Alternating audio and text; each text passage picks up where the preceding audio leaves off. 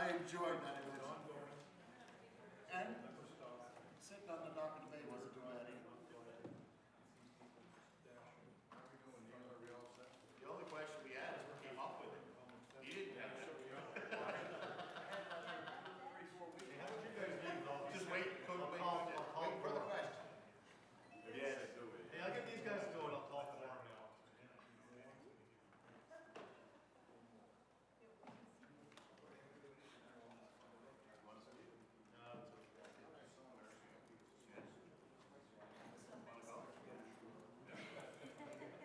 Order, please. Before we do the daily routine, the subject matter for late debate has been chosen, and I will now read it. Therefore, be it resolved that the Premier immediately appoint an independent qualified person to draw up terms of reference and call an inquiry into events at the Nova Scotia Home for Coloured Children, submitted by the Honourable Member for Victoria the Lakes.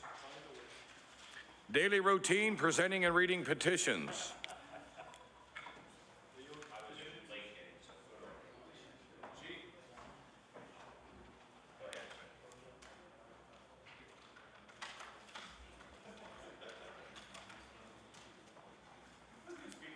The Honourable Member for Kings West. Well, thank you, Mr. Speaker, and do appreciate the accommodation. I beg leave to table a petition with the operative clause. The petitioners call upon the Nova Scotia House of Assembly to use its powers over the Board of Commissioners of Public Utilities, the UARB, to deny any general rate application presented by NSPI requesting a rate increase in 2013 and 2014, and I have affixed my name to the petition. The petition is tabled. Presenting reports of committees, tabling reports, regulations, and other papers, statements by ministers. The Honourable Minister of Economic and Rural Development and Tourism.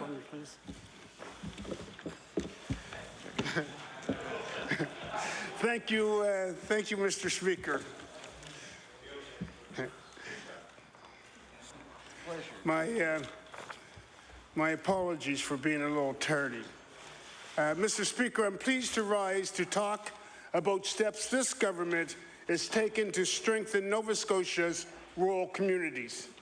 Steps that will help reverse the trend of 20 years of the worst economic growth in the country. Steps that will offer Nova Scotians and rural communities more opportunities to grow their businesses, better train their employees, and prepare for the opportunities coming to Nova Scotia. Mr. Speaker, our rural economies will be central to Nova Scotia's success now and in the future. Our government understands the challenges communities have faced because of the recent global recession. It hasn't been easy. But, Mr. Speaker, for the first time in a very long time, there is renewed hope, thanks in a large part to the many opportunities this government has helped to create. Our rural communities are critical to the overall growth and prosperity of Nova Scotia's economy. Creating and protecting good jobs in rural communities is something this government takes very seriously. Mr. Speaker, a commitment we've demonstrated time and time again. These jobs ensure Nova Scotians can provide for themselves and their families, support other businesses in their communities, and build a future for their children. To make the most of the opportunities, those opportunities coming to Nova Scotia, simply put, Mr. Speaker, we need to do things differently. Our approach to regional development authorities is one of the things this government is doing differently.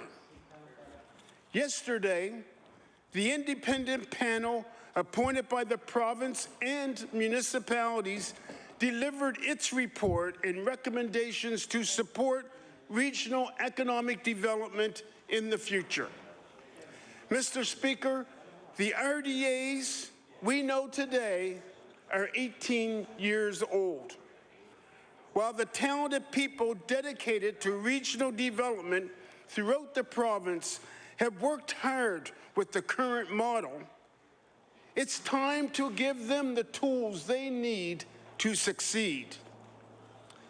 If we want to see different results, Mr. Speaker, which we do, then we need to do things differently. We can't respond to today's problems with the same thinking that helped create them. The report presented by the panel yesterday represents an exciting turning point. Mr. Speaker, it recommends the winning conditions needed to strengthen our rural communities and our economy. The panel recommends creating 6 regional enterprise networks that will bring together business communities, the province, municipalities, and other groups involved in economic development. Regional networks will improve coordination and bring planning in line with the province's Jobs Here strategy. The vision presented by the panel will help Nova Scotians grow their businesses, creating more good jobs and helping to grow our economy in every region of the province. Mr. Speaker, I want to thank the panel members for their hard work. I want to thank them for their commitment to a more prosperous future for rural Nova Scotia. I also want to recognize all those who work and volunteer in economic development across the province for their dedication. The many people who work in RDAs, our partners at the Union of Nova Scotia Municipalities, countless local business individuals, and Nova Scotians from all corners of the province. Mr. Speaker, Nova Scotia is on the brink of tremendous opportunity. This is another way that this government is helping make sure Nova Scotia is ready for the opportunities of tomorrow. Thank you. The honourable member for Glace Bay. Thank you, Mr. Speaker, and I would certainly like to thank the Minister for an advance copy of his remarks today. I would also like to acknowledge Joanne Fewer, Keith McDonald, Bob McCackern, and Alistair Surratt. These individuals have worked diligently to identify challenges within the current system and have offered recommendations to maximize taxpayers' investment in regional development. On behalf of Nova Scotians, we thank them for their efforts. The official opposition is on record of supporting the need for revamping our current RDA model. It is the government's duty to ensure that every single dollar is spent wisely and those investments align with regional priorities and core competencies. We must provide Nova Scotians with specific evidence of the province's performance in investing their tax dollars. Furthermore, for this direction to be successful, the plan must be organic and fit the needs of the community and not the government of the day. The panel has provided a framework for maximizing our regional development investment, Mr. Speaker, creating 6 regional enterprise networks with a new funding model, focusing on priorities, a shared governance model, accountability and reporting standards, identifying emerging market sectors, and leveraging federal dollars are all meaningful recommendations that, if implemented properly, Mr. Speaker, will undoubtedly improve the way we provide economic development support to these respective regions. The panel has offered a new way forward, and it is now time for the government to set the tone and allow local experts and entrepreneurs to grow our economy. Based on the Minister's statement today, I can't help but be concerned by his reference to the regional networks attempting to align with Jobs Here. This plan has not grown our economy, and rural Nova Scotia is still struggling. If Jobs Here was answering the call of Nova Scotians, Mr. Speaker, we would not have a premier constructing a task force on the rural economy. In closing, the official opposition is encouraged by the panel's report, and we look forward to applying the recommendations to the regional development model as it exists. But this is a beginning that requires a rethink due diligence, and a lot of hard work. When it comes to economic development, this government has a record of overselling and under-delivering. Let's encourage this minister to not overhype this report or suggest that it's going to solve the many problems of the rural economy. We hope that this report is not melted into a government marketing scheme where Nova Scotians hear how great things are in our communities. For Nova Scotians, this message is getting old, and they are tired of government promises that never live up to expectations. Thank you. And the honourable member for Cape Breton North. Thank you, Mr. Speaker. And I want to thank the Minister for providing us with a copy of his statement this morning. Mr. Speaker, rural economies in Nova Scotia are struggling. The highest taxes, highest power rates in the country, not surprisingly, have taken their toll. Rural Nova Scotia has paid the price for high taxes, wasteful spending, and NDP's mismanagement. Jobs are disappearing. 4,400 full-time jobs have vanished in rural Nova Scotia since the NDP took office. Unemployment in southwestern Nova Scotia is 13.5%. That's the highest it's ever been since Statistics Canada started keeping track. And Mr. Speaker, unemployment in Cape Breton is at 16%. With a full year of negative growth, rural Nova Scotia is officially in recession. Many in rural Nova Scotia have given up hope. Hope of having a good, stable job, hope of providing their family, and hope of providing for their family, and hope of giving their kids a bright future in their hometown. What the NDP has done for rural Nova Scotia hasn't worked. That's been obvious for a long time now. We see the minister's statement today as an admission his plan has failed for rural Nova Scotians, and it's high time he shifted gears. With the rural economy already in recession, it is crucial the government get it right. It is important that this plan create more jobs and cost taxpayers less. Our caucus urges the minister to keep these two goals top of his mind as he develops a plan for RDAs in the coming months. A successful plan, a plan that will truly fix the sick rural economy, will lower taxes, stop wasteful spending, and most of all, create more jobs. It will support local initiatives, use every taxpayer's dollars as carefully and as efficiently as possible, and it will cut red tape and free up business people to be able to create more jobs. Our caucus is reviewing the report and look forward to hearing what the stakeholders and the municipalities have to say. Thank you, Mr. Speaker. Thank you. The Honourable the Premier. Thank you very much, Mr. Speaker. Nova Scotia is at a crucial time in its history. This government has guided the province through 3 years of the worst global economic conditions anyone can remember. And now we are starting to turn the corner. New investment is flowing into our province. Labor and business are partnering in a new spirit of cooperation to modernize our forest industry. We're expanding wind, tidal, and regional hydro production, innovating our resource sectors in agriculture, fisheries, and aquaculture. And we're revitalizing our tourism industry. The shipbuilding contracts, offshore exploration, the construction of the new Nova Centre will help Halifax grow into a dynamic, mid-sized city. In turn, we will attract more investment. We will create more opportunities for business growth and employment throughout the province. Mr. Speaker, now we need to seize those opportunities and spread the benefits across the province. Mr. Speaker, over the last month alone, I have announced close to 1,000 good jobs, with more to follow in the days to come. We are now allowed more immigrants into our province. In the next 5 to 10 years, I believe that local economies throughout Nova Scotia, in HRM and outside HRM, can thrive, not simply survive. But to do that, we must also understand our province's common opportunities and share ideas about building a better future. Preparing for prosperity is about reaching higher to make the most of opportunity. That will mean business and community leaders need to take some risks, and Nova Scotians must understand that that is okay. We need to embrace change. We need to encourage innovation. We must, with so much opportunity on the horizon and with the firm foundation of jobs here, I have asked Rob Patzelt and Rick Clark, as the co-chairs of the Premier's Advisory Council on the Economy, to oversee a commission that over the next 18 months will explore that concept. How can we spread the benefit of Nova Scotia's biggest opportunities across the province? As the value of our natural resources increase, how do we ensure that small businesses in small towns take the steps they need to export their products to the world?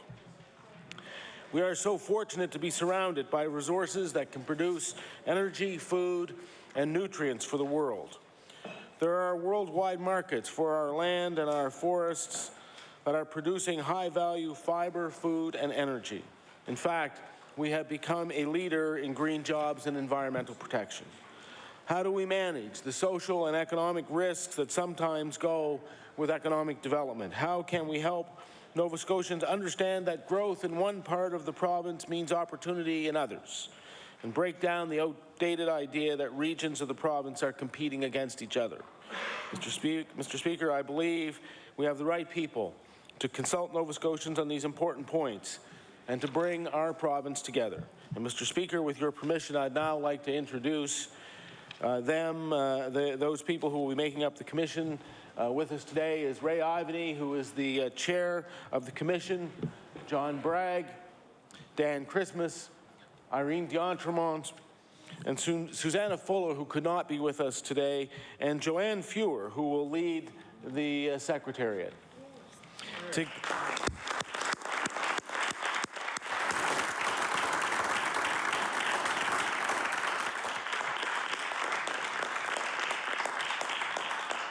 Together, they are the Nova Scotian Commission on Building Our New Economy. Thank you very much, Mr. Speaker. The Honourable Leader of the Official Opposition. Thank you, Mr. Speaker. I too want to welcome the distinguished Nova Scotians who are here in the gallery and who have answered the call of our Premier to help find a solution to the challenges facing the rural economy of our province. All of you have contributed to this province in a great way, and I know that your expertise will add a great deal to this panel and hopefully chart a course for the province to be able to solve the challenges that we're facing. Mr. Speaker, I also want to agree with the Premier again when he said that Nova Scotia is at a critical time in our history. Mr. Speaker, this Premier also said this government has guided this province through 3 years of the worst global economic conditions anyone can remember, and now we are starting to turn the corner. What the Premier forgot to add, Mr. Speaker, is that over that last 3 years, Nova Scotia has the worst economic growth in all of Canada. Like Nova Scotia, every province has suffered through the recession, and they have dealt with it, in the last 3 years, Mr. Speaker, very turbulent economic times. What this Premier conveniently forgets to mention is that the NDP government in Nova Scotia did the poorest job of dealing with these global economic conditions. This government has done such a poor job of managing the economy over the last 3 years, we now have more people unemployed in Nova Scotia than we did at the height of the recession. Those people that are finding unemployment are being forced into part-time jobs, Mr. Speaker, poor wages and few benefits.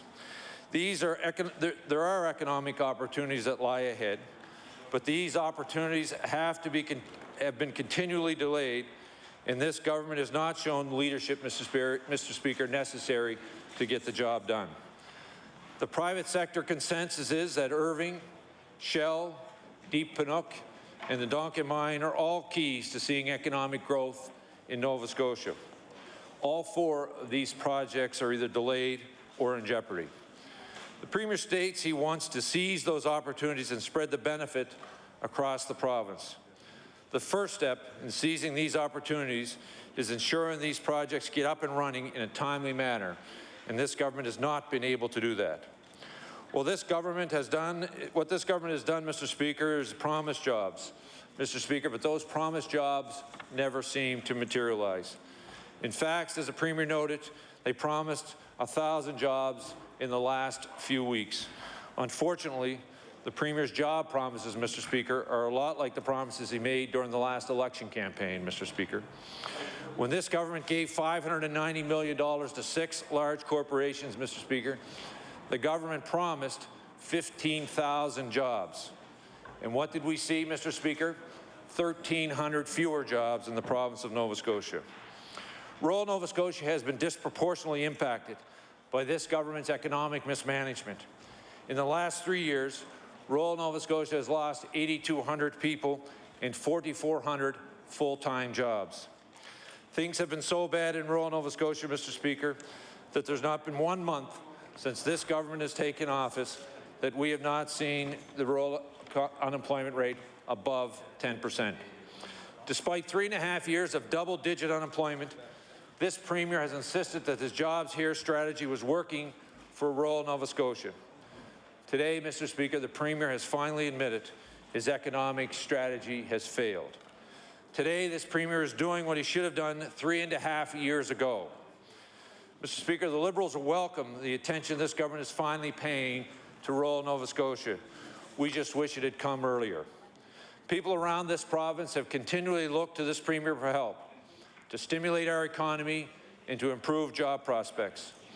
The Premier keeps telling them things will be better. Wait till tomorrow. The next election is coming.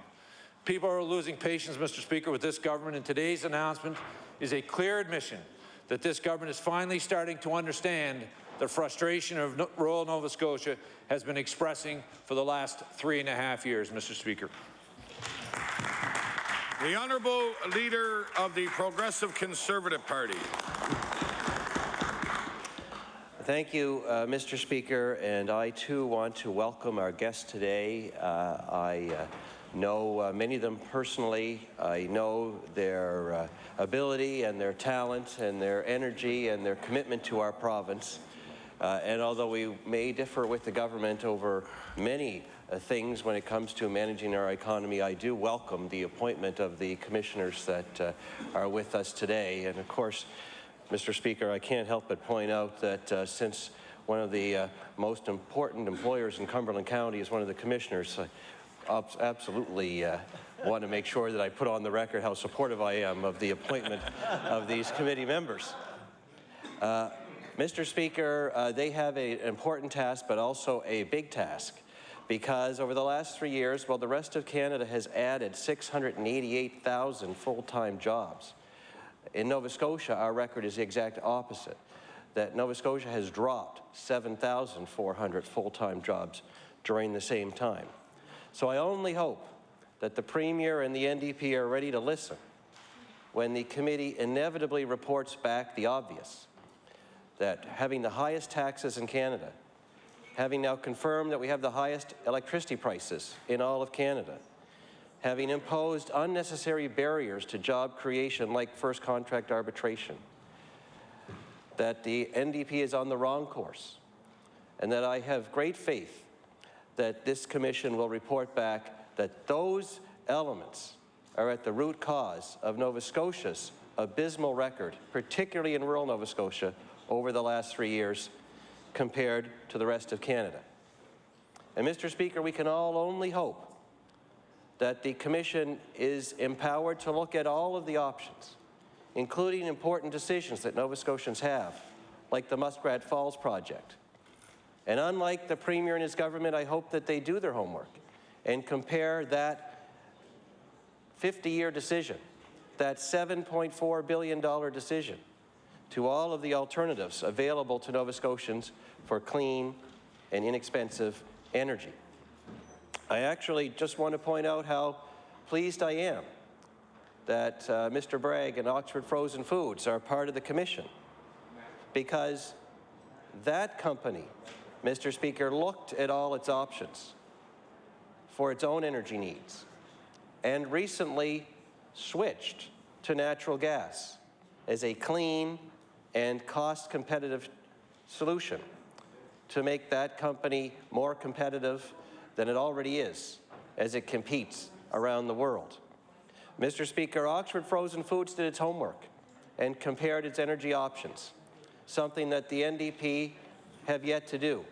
In fact, they're even preventing the UARB from considering natural gas and the supplies of natural gas and the pricing of natural gas and the clean energy of natural gas as an option compared to Muskrat Falls. So I look forward to the report of the committee on something as important as high taxes and high energy prices. But, Mr. Speaker, a committee to report to another committee is not going to be enough to turn around the urgent economic situation in rural Nova Scotia today. And in particular, to tell those 7,400 unemployed Nova Scotians, newly unemployed in the last 3 years, to wait until the spring of 2014 for the committee to report to the other committee is, quite frankly, not enough. Nova Scotians already know what's wrong with the rural economy, what's wrong with Nova Scotia's economy that is so different from the rest of Canada. They know that the solution lies in lower taxes, in stopping wasteful spending like the bailouts and the bureaucracy that the government continues to support, and that together, lower taxes and stopping that wasteful spending can lead to more jobs by freeing up the entrepreneurs of our province, small and large, like some of the commissioners that are here today, to do their job, to create new sources of wealth and new prosperity and new jobs throughout all parts of Nova Scotia, whether it's 1 or 2 or 5 jobs at a time, from the ground up. Mr. Speaker, that's what's ultimately going to put the economy of rural Nova Scotia back together. And so with those few words, I will just conclude by saying I very much look forward to the final report of the Commission, and I hope the government finally listens to some common sense about managing the economy of rural Nova Scotia. Thank you. Government notices of motion. The Honourable Minister of Energy. Thank you, Mr. Speaker. I hereby give notice on a future day I shall move the adoption of the following resolution. Whereas a beautiful 15-metre balsam fir Christmas tree from Nova Scotia is being unveiled in Boston this evening as our gift to that city and for their help after the Halifax explosion of 1917. And whereas a crowd of thousands on Boston Common and hundreds of thousands of people watching ABC television will witness this large symbol of Nova Scotia's gratitude to Boston and of Nova Scotia's vibrant Christmas tree export industry. And whereas the province is proud to continue the Boston Christmas tree tradition and to promote Nova Scotia to the Boston audience through the tree lighting ceremony tonight, school visits in Boston by Deputy Premier Corbett, and through media exposure in the United States. Therefore, it be resolved that all members of this House of Assembly wish the people of the City of Boston a very Merry Christmas as they light up this year's Christmas tree, and extend a heartfelt thank you for their generous acts of kindness towards us, which will never be forgotten by the people of Nova Scotia. And Mr. Speaker, I ask for a waiver of notice and passage without debate. There has been a request for waiver. Is it agreed? All those in favour say aye. All those against say nay. Motion is carried. The Honourable Minister of Justice.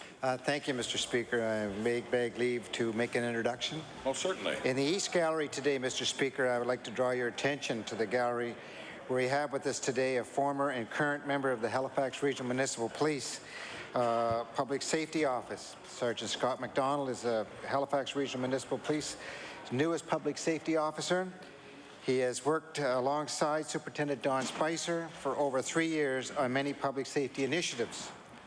And our former public safety officer, Superintendent Don Spicer, who began his career in 1978 and has been an active member in the policing community. Superintendent Spicer retired earlier this month after 34 years of policing and has taken on the new role of Executive Director for Shelter Nova Scotia. We wish him well in his new role. I would ask Superintendent Spicer and Sergeant MacDonald to rise and receive the warm welcome of this House.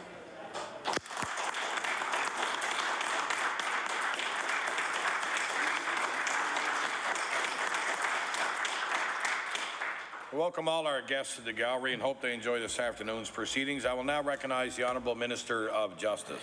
Mr. Speaker, I hereby give notice that on a future day I shall move the adoption of the following resolution. Whereas in 2009, the Public Safety Office of the Halifax Regional Municipal Police was created to address the root causes of crime and enhance public safety. Whereas Superintendent Don Spicer, Halifax Regional Police first public safety officer, retired earlier this month after more than 34 years of policing.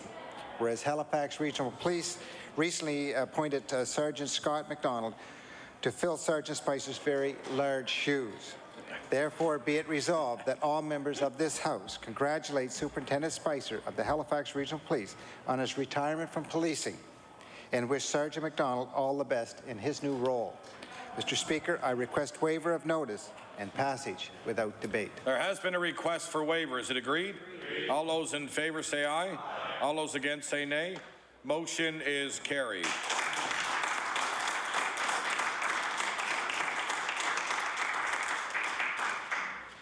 Introduction of bills. The Honourable Minister of Service, Nova Scotia Municipal Relations. Thank you, Mr. Speaker. I beg leave to introduce a bill entitled An Act to Amend Chapter 51 of the Acts of 2006, the Richmond Store Enzo Taxation Act.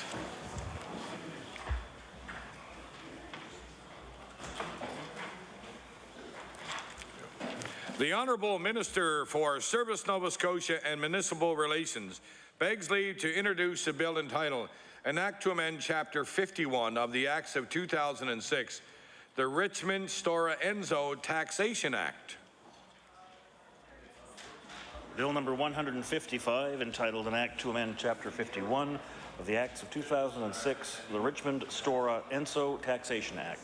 Order that the bill be read a second time on a future day. I will now recognize the Honourable Minister of Service, Nova Scotia Municipal Relations. Thank you, Mr. Speaker. I beg leave to introduce a bill entitled An Act to Amend Chapter 55 of the Acts of 2007, the Halifax Regional Water Commission Act.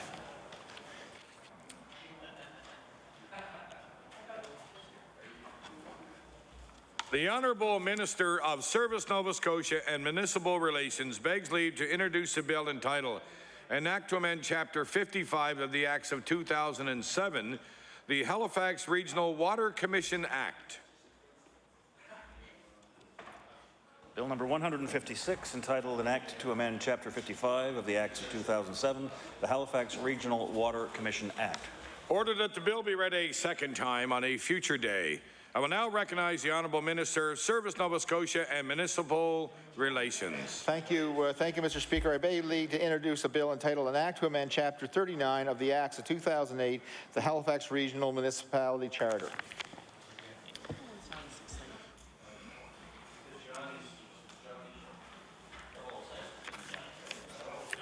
The Honourable Minister of Service, Nova Scotia and Municipal Relations begs leave to introduce a bill entitled An Act to Amend Chapter 39 of the Acts of 2008, the Halifax Regional Municipality Charter.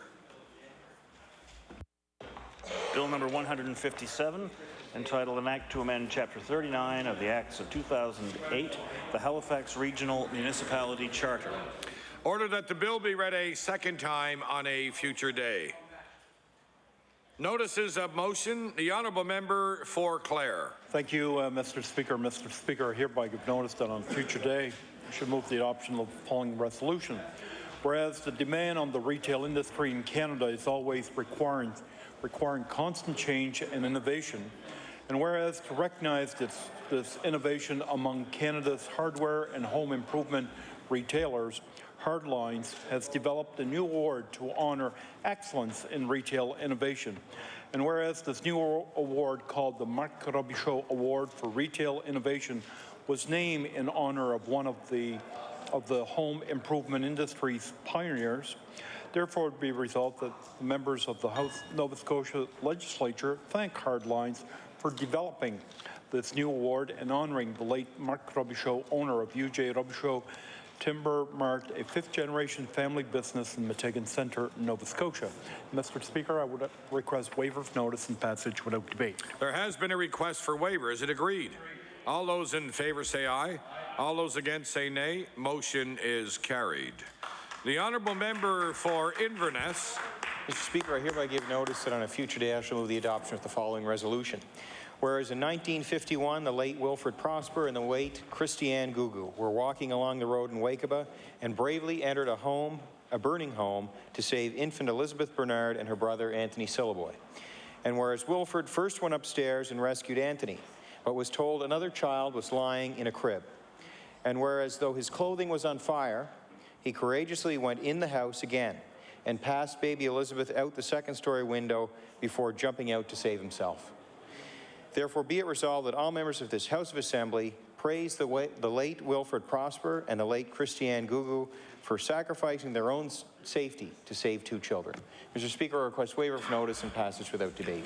There has been a request for waiver. Is it agreed? All those in favour say aye. All those against say nay. Motion is carried. The Honourable Minister of Health and Wellness. Thank you, Mr. Speaker. I hereby give notice that on a future day I shall move the adoption of the following resolution. Whereas Meals on Wheels is a non-profit organization that delivers hot and nutritious meals to seniors and individuals who are unable to prepare adequate meals in their homes. And whereas Sackville Bedford Meals on Wheels operates Tuesday through Friday, serving in the communities of Sackville, Bedford, Mount Uniacke, Waverley, Fall River, Wellington, Windsor Junction, Hammonds Plains area, and Beaverbank. And whereas Sackville Bedford Meals on Wheels, which was founded in 1987, is celebrating 25 years of providing this valuable service to help local residents maintain their independence and live in their own homes. Therefore, be it resolved that members of this House congratulate Sackville Bedford Meals on Wheels for 25 years of providing hot, nutritious meals to residents of Sackville, Bedford, and beyond, and thank them for their dedicated service to the community. Mr. Speaker, I ask for waiver of notice and passage without debate. There has been a request for waiver. Is it agreed? All those in favour say aye. All those against say nay. Motion is carried. The Honourable Member for Colchester North. Thank you, Mr. Speaker. I hereby give notice on a future day I shall move the adoption of the following resolution. Whereas 21-year-old Thomas Harrington from Glenholm, Colchester North has been playing the bagpipes since age 9, has been a champion supreme with the Atlantic Canada Pipe Band Association, and has represented Atlantic Canada at international events in Ontario, New York, and Scotland. And whereas Tom's grandmother was from Boston and his great-grandfather's connection to Boston was during the Halifax explosion, and whereas Thomas will be piping at the tree lighting ceremony in Boston this year with the precision drumming group Squid from Halifax, an invitation he was most proud to accept. Therefore, be it resolved, all members of the House of Assembly congratulate Thomas Harrington, a third-year university student, for being selected to perform at the tree lighting ceremony in Boston, for having an opportunity to make a personal connection with his family history, and thank him for being an excellent ambassador for the province of Nova Scotia. Mr. Speaker, I request waiver of notice and passage without debate. There has been a request for waiver. Is it agreed? All those in favour say aye. All those against say nay. Motion is carried. The Honourable Member for Victoria the Lakes. Thank you, Mr. Speaker. Mr. Speaker, I hereby give notice that on a future day I shall move the adoption of the following resolution. Whereas this week is National Home Fire Safety Week, and whereas with the winter season fast approaching, the National Safety Council reminds residents to exercise caution when using wood stoves and fireplaces this winter. And whereas volunteer firefighters across this province work tirelessly to ensure Nova Scotians are aware of potential fire hazards and kept safe in their homes year-round. Therefore, be it resolved that all members of this House of Assembly thank our brave firefighters for the incredible work they do and remind Nova Scotians to exercise caution whenever they are in contact with open flames so that they can have a safe and happy holiday season. Mr. Speaker, I request waiver of notice and passage without debate. There has been a request for waiver. Is it agreed? All those in favour say aye. All those against say nay. Motion is carried. The Honourable Member for Pictou East. Thank you, Mr. Speaker. Mr. Speaker, I hereby give notice that on a future day I shall move the adoption of the following resolution. Whereas Bernadette Little of Westville won the Nova Scotia Girls Junior Golfing Championship in 2011, and whereas this young, talented golfer repeated the win in 2012, with her trailing by 3 in the first round, taking a 4-stroke lead in the second round, and completing the championship with an amazing 12-stroke lead. And whereas Bernadette Little is now attending Lee University in Cleveland, Tennessee on a sports scholarship and continues to perfect her skill as a golfer. Therefore, be it resolved that all members of the Nova Scotia House of Assembly congratulate Bernadette Little of Westville for her accomplishments in the sport of golf and wish her success in her academic pursuits. Mr. Speaker, I request waiver of notice and passage without debate. There has been a request for waiver. Is it agreed? All those in favor say aye. All those against say nay. Motion is carried. The honourable member for Kings West. Thank you, Mr. Speaker. Mr. Speaker, I hereby give notice on a future day I shall move the adoption of the following resolution.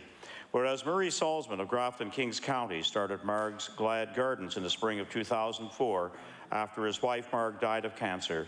And whereas Murray started Marg's Glad Gardens with an initial planting of 3,500 gladiola bulbs and continues to plant thousands of bulbs every spring, raising thousands of dollars to date for the Cancer Care Navigator Fund to assist cancer patients and their families in Kings and Annapolis County. And whereas Murray continues to advocate on behalf of patients requiring palliative care in the Annapolis Valley area at the young age of 81 years. Therefore, be it resolved, the House of Assembly recognize and thank Murray Salzman for his dedication and advocacy on behalf of cancer patients living in the Annapolis Valley area. Mr. Speaker, I ask for waiver of notice and passage without debate. There has been a request for waiver. Is it agreed? All those in favor say aye. All those against say nay. Motion is carried. The honourable member for Argyle. Monsieur le Président, à une date ultérieure, je demanderai l'adoption de la résolution suivante. Attendu que la troupe de danse d'Isacadie a été créée par Cindy Comeau-Saunier en 2000 avec 10 danseurs choisis de son école de danse. Attendu qu'en 2004, Mme Comeau-Saunier a créé et chorégraphié une danse qui raconte l'histoire de la déportation des Acadiens et qui a été réalisée pour la première fois au Congrès mondial de 2004. Et attendu que la troupe de danse d'Isacadie a dansé nombreux sites autour de la province, aussi accompagné du groupe Drum aux Jeux olympiques de 2010 à Vancouver, et du 12 au 14 octobre 2012, a été invité à danser au Festival acadien et créole à Lafayette en Louisiane.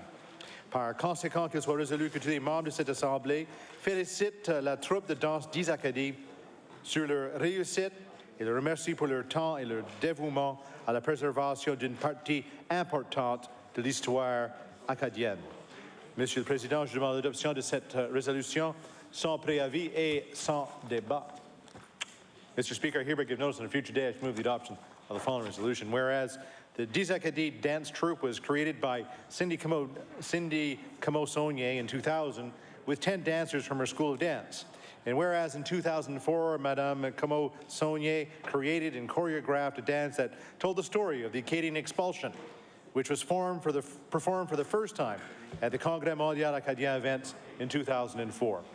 And whereas the Dizakadi dance troupe have danced in many venues around the province, having accompanied the group Drum at the 2010 Vancouver Olympics, and from October 12th to 14th, 2012, were invited to dance at the Festival Acadien in Creole in Lafayette, Louisiana. Therefore, be it resolved that all members of this House of Assembly congratulate the Dizakadi dance troupe on their success and thank them for their time and dedication to the preservation of the Acadian history. Mr. Speaker, I request waiver of notice and passage without debate. There has been a request for waiver. Is it agreed? All those in favor say aye. All those against say nay. Motion is carried. The honourable member for Lunenburg. Thank you, Mr. Speaker. I hereby give notice that on a future day I shall move the adoption of the following resolution. Whereas the Diamond Jubilee Medal was created to mark the 2012 celebrations of the 60th anniversary of Her Majesty Queen Elizabeth II's ascension to the throne as Queen of Canada, while also serving to honor significant contributions and achievements by Canadians, and whereas medal recipients are recognized for their service and dedication to our community, our country, in their respective fields, and whereas on October 27, 2012, Mr. Mervyn Jodrey of Blockhouse was presented with the Diamond Jubilee Medal. Therefore, be it resolved that this House of Assembly recognizes the contribution of Mr. Mervyn Jodrey of Blockhouse to his community, his country, and congratulate him on receiving this recognition. Mr. Speaker, I request waiver of notice and passage without debate. There has been a request for waiver. Is it agreed? All those in favor say aye. All those against say nay. Motion is carried. The honourable member for Preston. Thank you, Mr. Speaker. Mr. Speaker, I hereby give notice on a future day I shall move the adoption of the following resolution. Whereas Charles Berube spent 21 years in the Canadian Army as a radar technician, 17 years with the Canadian Coast Guard before starting his own business, and is presently employed as a school bus driver. And whereas throughout his life, Charles contributed to the good of his community and his province by participating in 10 years in a Terry Fox run, and in one instance did the Terry Fox run on the Terry Fox Coast Guard ship while it was stationed in the Arctic. He has collected thousands of dollars for the charity and has delighted when he received a letter from the mother of Terry Fox thanking him for celebrating him in his unique run. And whereas Charles has volunteered with the Halifax and Dartmouth Literacy Network and has been a blood donor for 60 years, as well as played Santa Claus to the children of his community by sitting on a sled while he was pulled through the streets and giving small gifts to the children.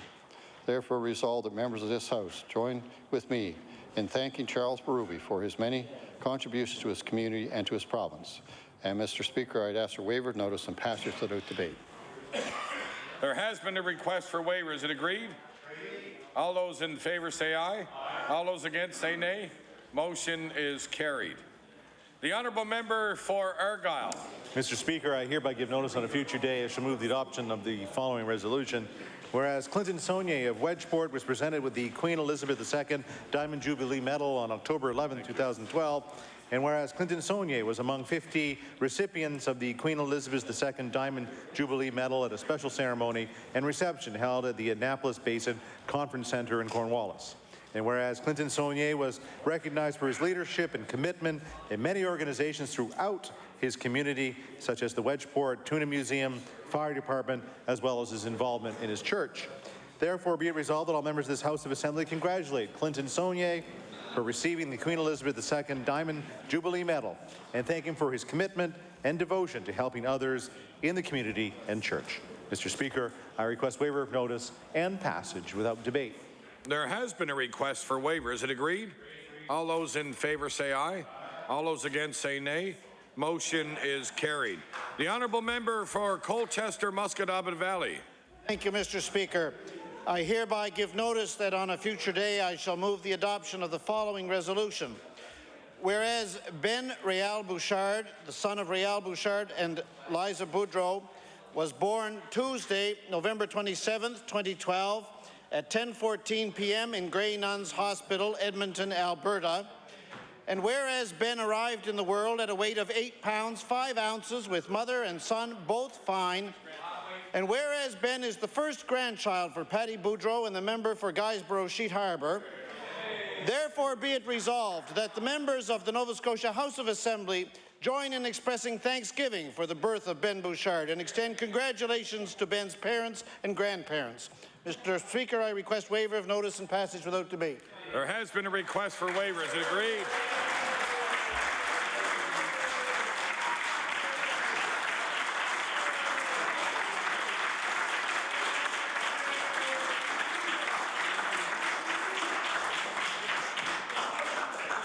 All those in favour say aye. All those against say nay. Motion is carried. The honourable member for Bedford Birch Cove. Mr. Speaker. Mr. Speaker, I hereby give notice that on a future day I should move the adoption of the following resolution. Whereas Nikki Jabbour is a writer, radio show host, and public speaker who is passionate about her subject matter, horticulture. And whereas Ms. Jabbour's book, The Year-Round Vegetable Gardener, demonstrates how to grow food even during winter months and won the 2012 American Horticultural Society Book Award. And whereas Nikki Jabbour's gardens, located next to the ocean in Chester, are comprised of hundreds of varieties of perennials, biennials, herbs and vegetables, as well as her winter gardens. Therefore, be it resolved that the members of this House of Assembly congratulate Nikki Jabbour on her very successful book and thank her for her inspiration as she coaxes a consistently bountiful crop from a maritime soil and coaxes the rest of us to follow suit as well. Mr. Speaker, I ask for waiver of notice and passage without debate. There has been a request for waiver. Is it agreed? All those in favour say aye. All those against say nay. Motion is carried. The honourable member for Cape Breton West. Thank you, Mr. Speaker. And Mr. Speaker, I will be looking for waiver of notice. Mr. Speaker, I hereby give notice that on a future day I shall move the adoption of the following resolution. Whereas Marion Bridge Elementary School recently participated in the WOW Reading Challenge, which was recently held throughout the province. And whereas the school won a banner for 4th place in the province and a trophy and banner for 1st place for the small schools category. And whereas Marion Bridge Elementary School also took 1st place in the Cape Breton Victoria Regional School Board with students and staff reading over 16,000 books. Therefore be resolved that all members of this House of Assembly congratulate all the students and staff from Marion Bridge Elementary School on doing so well in the WOW Reading Challenge. And Mr. Speaker, I request waiver of notice and passage without debate. There has been a request for waiver. Is it agreed? All those in favour say aye. All those against say nay. Motion is carried. The honourable member for Richmond. Mr. Speaker, I hereby give notice on a future day I shall move the adoption of the following resolution. Whereas Diamond Jubilee celebrations are being held throughout 2012 to recognize the 60th anniversary of Her Majesty Queen Elizabeth II's reign, whereas the Queen Elizabeth II Diamond Jubilee Medal is a way to honour significant contributions and achievements by Canadians while honouring Her Majesty for her service to this country. And whereas Jerry Sampson of Arishat received a Diamond Jubilee Medal in recognition of his commitment to his community, where he has been a member of the Royal Canadian Legion Branch 150 for 36 years, the chairman of the Sick and Visiting Committee, a regular volunteer at the Legion's monthly breakfast and fish supper, along with sharing his musical talents during local community benefits, including events at the Veterans Wing of St. Anne's Nursing Care Centre. Therefore be resolved, the members of the House of Assembly congratulate Jerry Sampson on receiving the Queen Elizabeth II Diamond Jubilee Medal and for being a positive role model in his community. Mr. Speaker, I ask for waiver of notice and passage without debate. There has been a request for waiver. Is it agreed? All those in favour say aye. All those against say nay. Motion is carried. The honourable member for Inverness. Mr. Speaker, I hereby give notice that on a future day I shall move the adoption of the following resolution. Whereas David and Welina Van Sutphen, operators of the 300-acre Dellside Farm in Port Hood, are one of only 2 Nova Scotia dairy farms producing organic milk. And whereas the Dellside Farm is part of a cooperative known as the East Coast Organic Milk Cooperative and home to a 100-head cattle operation with around 60 being milked on a daily basis. And whereas East Coast Organic is planning to expand their list of products to into the estimated $2 billion Canadian organic food product market by producing chocolate milk, yogurt, and cheese. Therefore, be it resolved that all members of this House of Assembly congratulate David and Welina Van Sutphen for expanding their farm operation by offering made in Nova Scotia organic milk. Mr. Speaker, I request waiver of notice and passage without debate. There has been a request for waiver. Is it agreed? All those in favour say aye. All those against say nay. Motion is carried. The honourable member for Clare. Thank you, Mr. Speaker. Mr. Speaker, I hereby give notice that on a future day I shall move the adoption of the following resolution. Whereas 2012 marks the 20th anniversary for Seashore Electronics Limited, located in Sonyville. And whereas throughout the years, Danny and Rebecca Stewart, along with their staff, have provided outstanding service to their customers. And whereas Seashore Electronics Limited has made a significant contribution to the economy of Clare, therefore be resolved that the members of the House of Assembly join me in congratulating Danny and Rebecca Stewart and their staff for the exemplary service they provide to their customers and wish them continued success in future endeavours. And Mr. Speaker, I would request waiver of notice and passage without debate. There has been a request for waiver. Is it agreed? All those in favour say aye. All those against say nay. Motion is carried. The honourable member for Cape Breton West. Thank you, Mr. Speaker. Mr. Speaker, I hereby give notice that on a future date I shall move the adoption of the following resolution. Whereas the Lobster Kettle Restaurant in Louisbourg won first place in the recent Louisbourg Santa Claus Parade, and whereas the Lobster Kettle Restaurant float in the parade was the result of a lot of hard work, and whereas community spirit was alive and well in Louisbourg last week during the Santa Claus Parade, thanks to the Lobster Kettle Restaurant and the many other floats in the parade, Therefore, be resolved that all members of this House of Assembly congratulate the Lobster Kettle Restaurant and everyone who helped make the Lewisburg Santa Claus Parade a success. And Mr. Speaker, I request waiver of notice and passage without debate. There has been a request for waiver. Is it agreed? All those in favour say aye. All those against say nay. Motion is carried.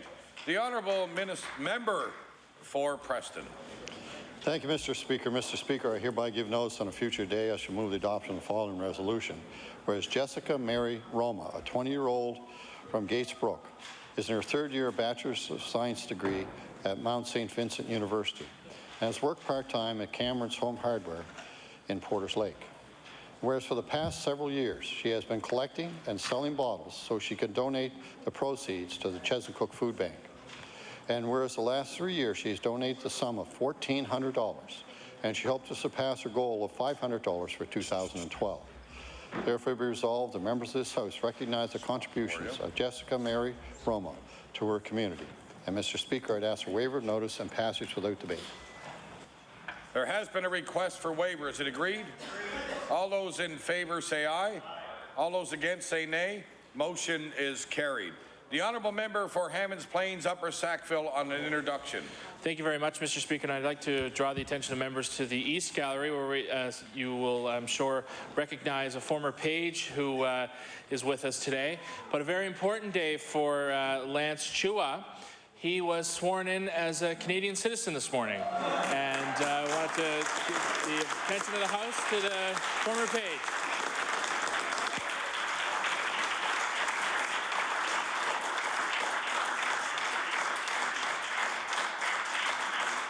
We'll welcome all our guests to the gallery and welcome to Canada.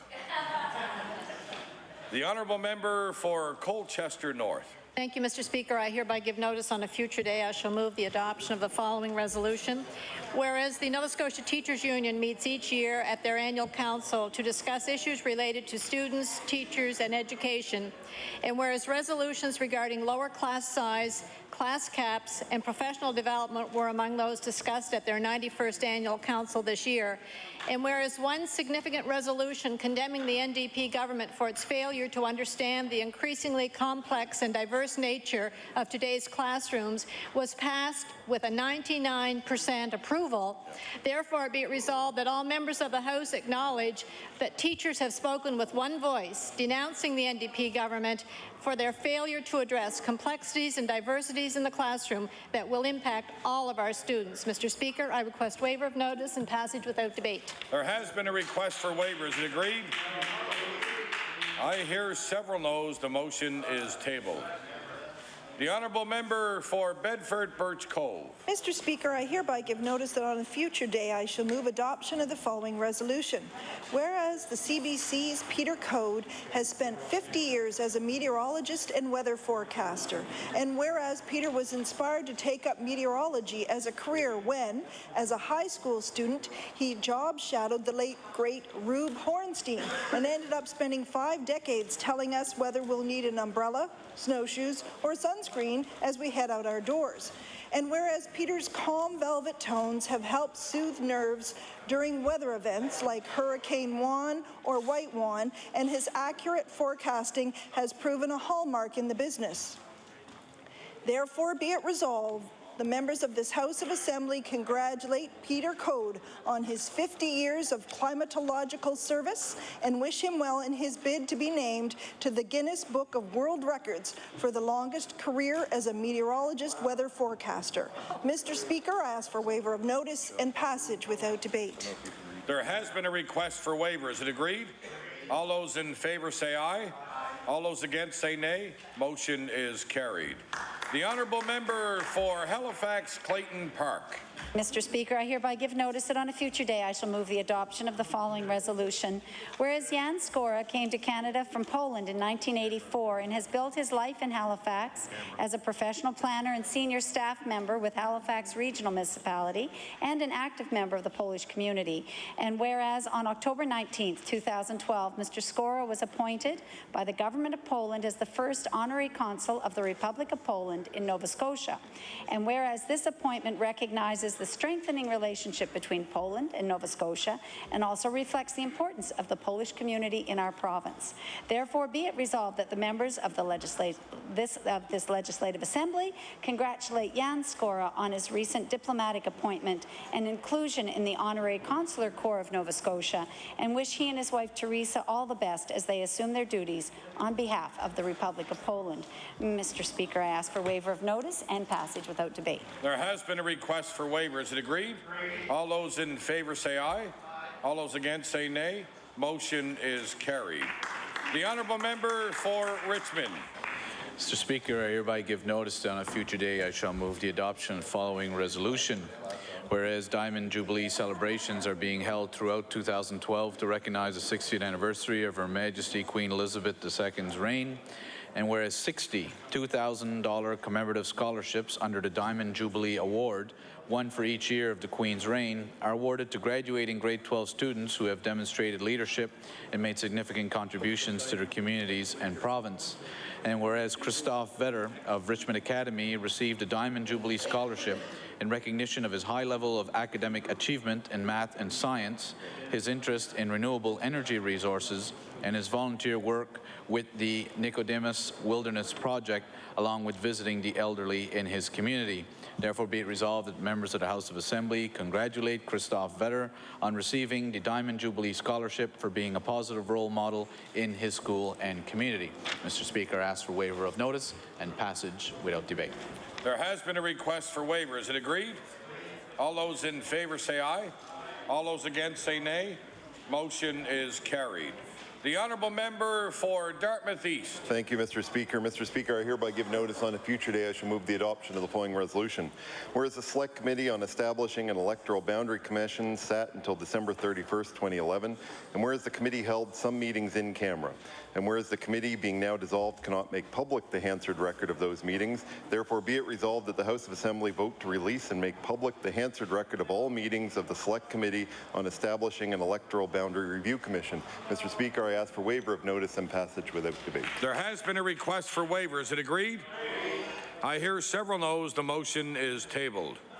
The honourable member for Halifax Clayton Park. Mr. Speaker, I hereby give notice that on a future day I shall move the adoption of the following resolution.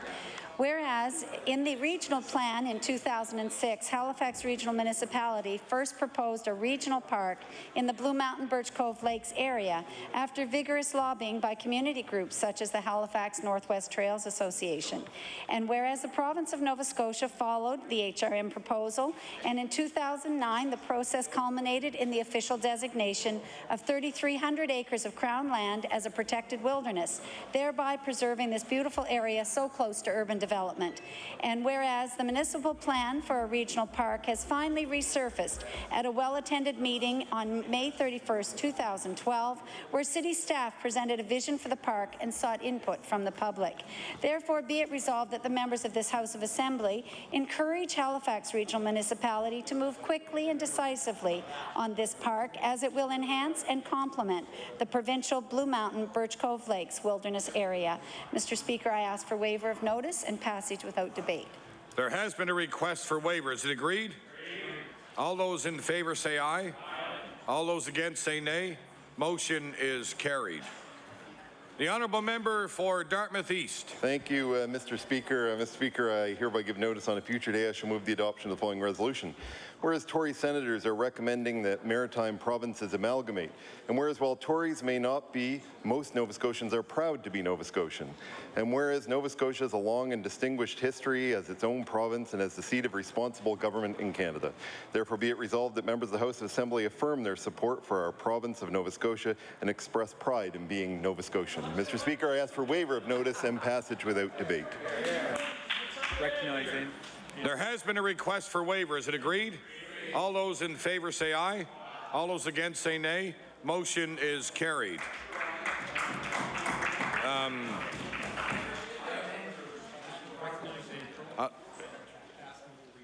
I would now like to recognize the honourable member for Dartmouth East to read your resolution that you read earlier, please. Yeah. Or just to therefore be it resolved. Therefore be it resolved that the Thank you, Mr. Speaker. Therefore be it resolved that the House of Assembly vote to release and make public the Hansard record of all meetings of the Select Committee on Establishing an Electoral Boundary Review Commission. The request is for waiver. Is it agreed? All those in favor say aye. Aye. All those against say nay. The motion is carried. Orders of the day, oral questions put by members to ministers. The time now is 1:07. We will finish at 2:07. The Honourable Leader of the Official Opposition. Thank you, Mr. Speaker. Mr. Speaker, yesterday during question period in the Newfoundland and Labrador House of Assembly, the Conservative Minister of Natural Resources had this to say in response to a question about the proposed Muskrat Falls project. And I quote, "It is not a matter, Mr. Speaker, of Emera owning the link. Essentially what they will do, we will give them a certain amount of power and we will own the link. Mr. Speaker, in other words, Nova Scotia is paying for us to own $1 billion asset," end of quote. And I will table that, Mr. Speaker. So my question to the Premier, why are Nova Scotians paying Newfoundland and Labrador more than $1 billion for something we will never own? Honourable the Premier. Mr. Speaker, the benefit to Nova Scotia is, of course, the power that comes across it, and that's how it is priced. It means that not only will we have access to that block of power, but of course, for however long that line is there, we will have access to power coming across it. The Honourable Leader of the Official Opposition on his first supplementary. Mr. Speaker, it's abundantly clear that once again, this Premier has not acted in the best interest of this province, Mr. Speaker.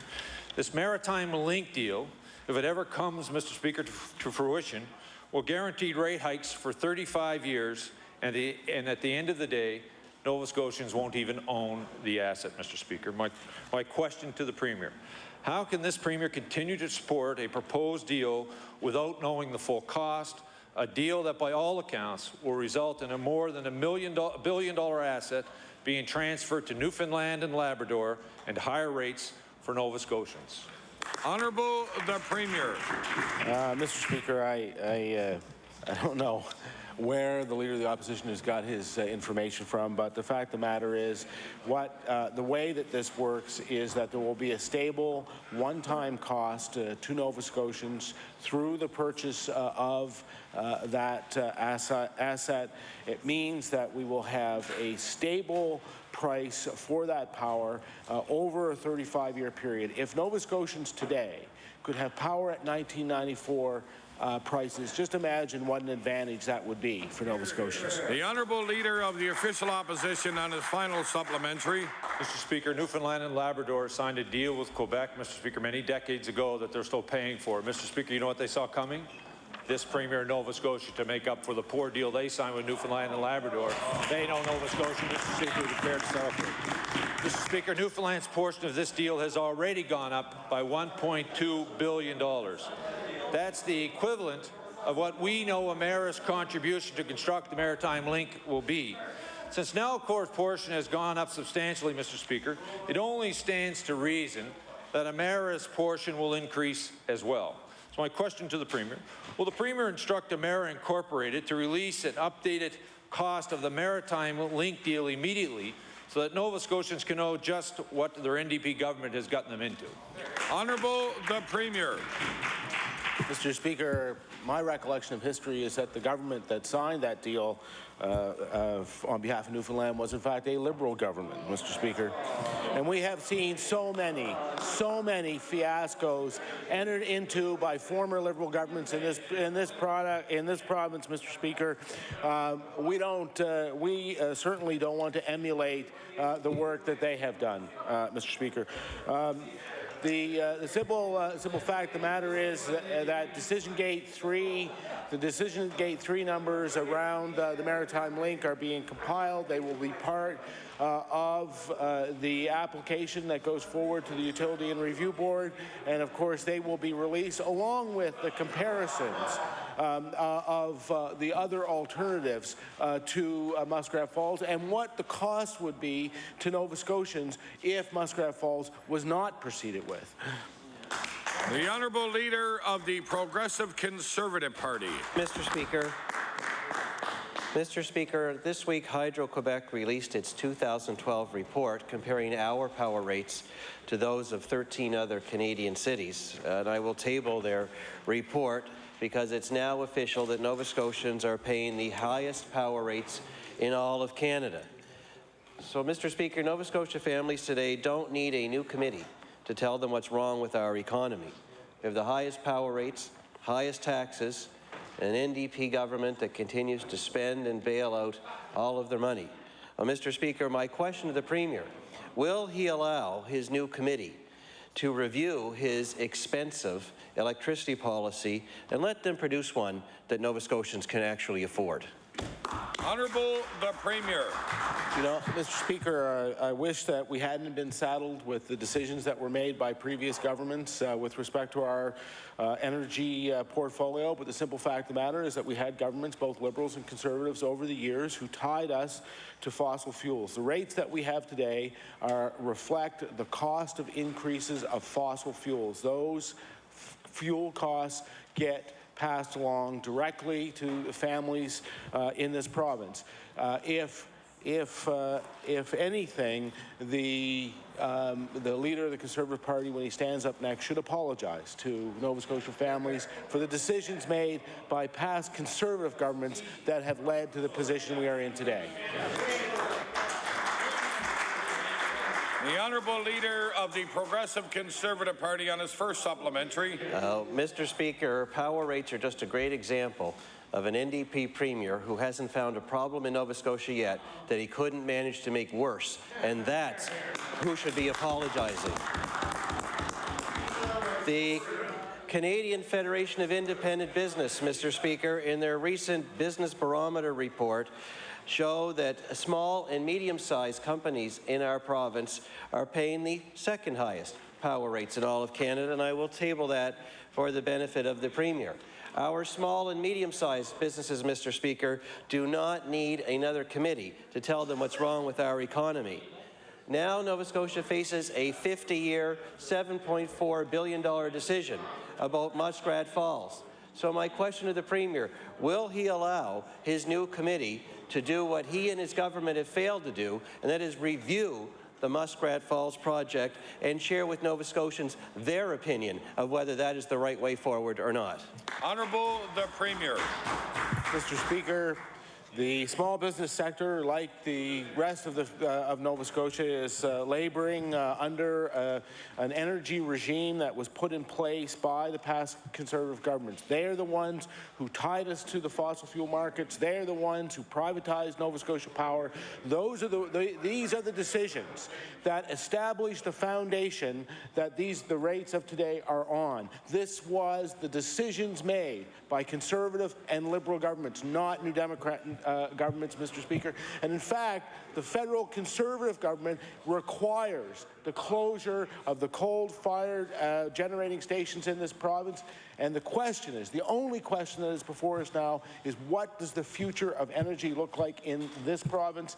And I can tell you, Mr. Speaker, we're going to see a fully hedged portfolio that is going to allow us to have stable long-term costs, and this is what is going to be presented to the Utility and Review Board.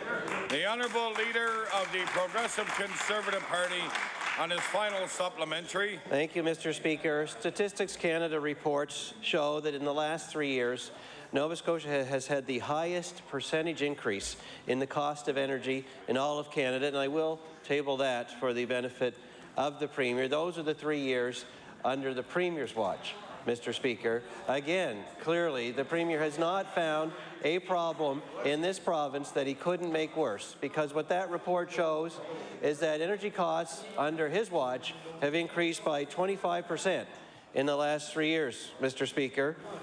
The Premier's answer to this problem and the job losses that have resulted is to appoint a committee that will report to another committee and get back to all of us by the spring of 2014. Well, Mr. Speaker, why wait, Mr. Speaker, until the spring of 2014? The Premier has the power to actually do something to give Nova Scotians relief now. So my final question, will he instruct the URB that he's willing to rewrite his electricity plan so that Nova Scotians have frozen rights today.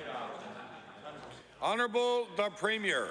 Mr. Speaker, apparently what the leader of the Conservative Party recommends is that the taxpayers of Nova Scotia underwrite the utility in order to make up for the decisions that were made by the former Conservative governments. They are the ones, the increases that we see in the last number of years are straightforward. They are a result of increasing costs in the cost of fuel from generating stations that were built by former Conservative governments, by a utility that was privatized by the former Conservative government. Mr. Speaker, it is true that these increases flow naturally from the decisions that were made by the Conservative governments. The simple fact of the matter is his complaint amounts to this. They made a mess. We haven't been able to clean it up as fast as they like, but we're getting there. The Honourable Leader of the Official Opposition. Speaker, the Premier dashed off to Ottawa on Tuesday to have a meeting with his federal Conservative counterparts, Mr. Speaker. I'm wondering, in the Premier's meetings, was he given an update on the federal loan guarantee needed for the proposed Muskrat Falls and Maritime Link deal to proceed in the first place? Honourable the Premier. What I can say about that, Mr. Speaker, is that the Leader of the Opposition will find out very soon. The Honourable Leader of the Official Opposition on his first supplementary. I guess I'll have to be like all Nova Scotians, Mr. Speaker. Wait for that next day, wait for the next election, Mr. Speaker. Mr. Speaker, a federal court proceeding, Mr. Speaker, ended yesterday where environmental groups have charged that the environmental assessment for Muskrat Falls have not been properly conducted, Mr. Speaker. So the project can't proceed when the legality of it is in question in the first place. So my question to the Premier has tied Nova Scotians down to the silver bullet for renewable energy. What is his backup plan if the project falls through? Honourable the Premier. Mr. Speaker, I know that the Leader of the Opposition has no plan for energy, or rather he has a plan that will cause prices to go up some 30 to 50%, but that is not in our plan, Mr. Speaker. They wanted to regulate the market. They want to ensure that they pursue failed policies in New Brunswick, ones that they have canceled. This is not an answer to our system, Mr. Speaker. Muskrat Falls represents about 8 to 10% of the overall power that must be replaced from the closure of coal-fired generating stations. The electricity plan sets out a broad-based plan for ensuring that we have a fully hedged portfolio for energy in our province that will guarantee that Nova Scotia families and businesses have stable rates. The Honourable Leader of the Official Opposition on his final supplementary. Mr. Speaker, the Premier's definition of stable rates is an increase of 30% since he's taken office, Mr. Speaker. Mr. Speaker, this is a Premier that is attaching us to a deal with Newfoundland and Labrador that he can't even tell us the cost of, Mr. Speaker.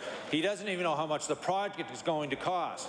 Mr. Speaker, but what he did confirm today is that at the end of the day, Nova Scotians are going to cough up over $1 billion to the province of Newfoundland and Labrador and not even own the asset, Mr. Speaker.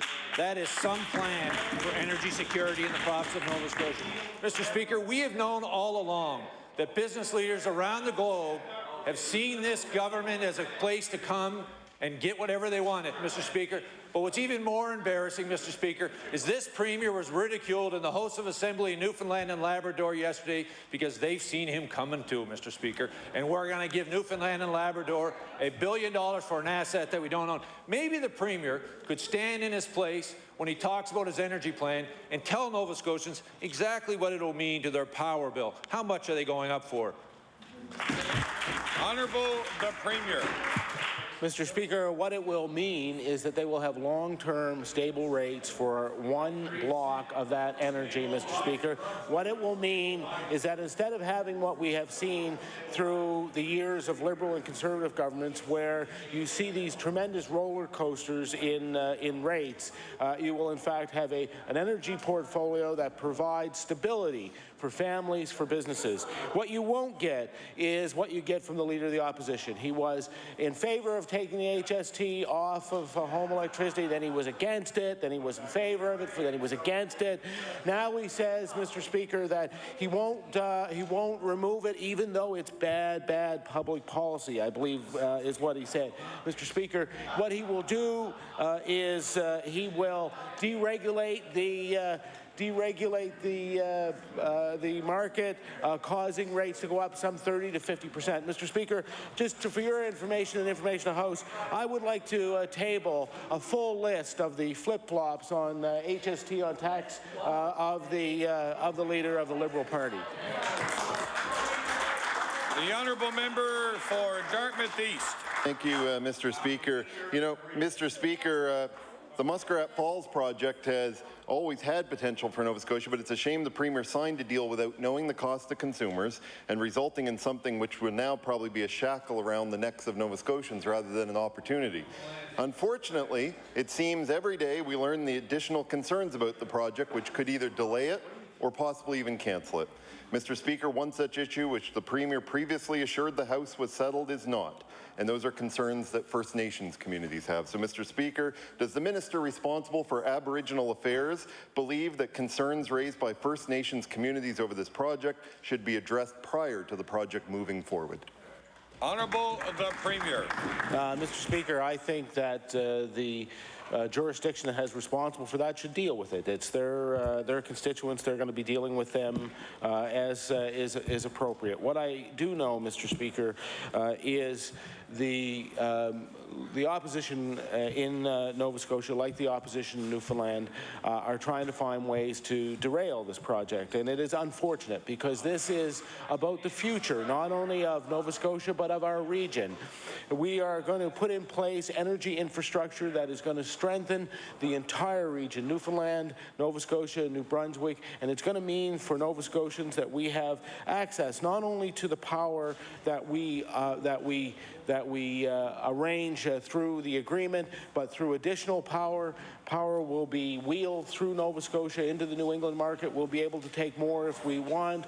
We will then have the infrastructure to be able to get power from other suppliers if we want. We will become part of a competitive market.